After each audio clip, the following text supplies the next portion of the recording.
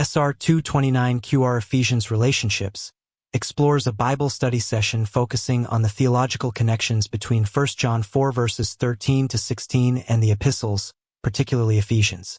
The discussion emphasizes key themes such as mutual indwelling of God and believers, the role of the Holy Spirit as the seal and sustainer of faith, Christ's sonship and saving work, and the centrality of love in the believer's relationship with God. Participants are encouraged to deepen their faith, rely on the Spirit's inner strength, and actively engage in the study to mature in their understanding of Scripture.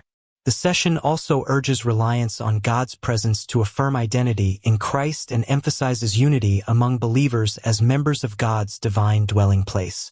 Practical directives include using study tools, reflecting on scriptural applications, and fostering patience and collaboration in the learning process.